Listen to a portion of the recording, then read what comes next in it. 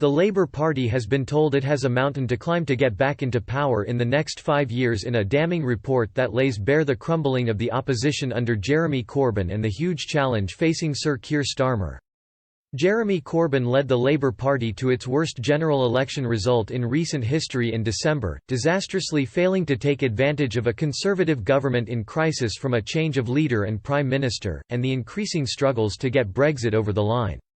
The crushing loss handed Boris Johnson and the Tories a massive 80-seat majority in the House of Commons, providing it with unrivalled power for any crunch votes to take place in the UK Parliament. The humiliating defeat saw Labour lose several of its traditional heartlands, particularly in the north of England, which it had held and relied on for several decades. Mr Corbyn subsequently announced his resignation as leader after nearly 5 years in charge, with former shadow Brexit Secretary Sir Keir Starmer elected in his place.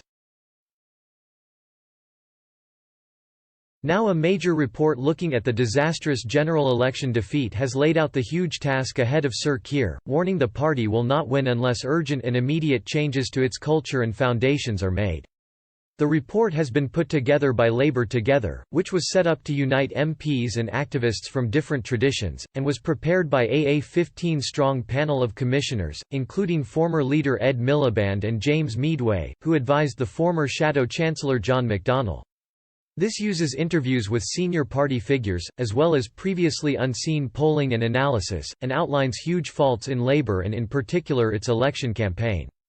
Labour Together says, Labour has a mountain to climb to get back into power in the next 5 years. This report lays out in stark detail the scale of that task. Unless as a party and a movement we face up to that, we will not win. Labour faces a substantial challenge to win the next election, with a historic swing of over 10% needed to gain a majority of 1 seat.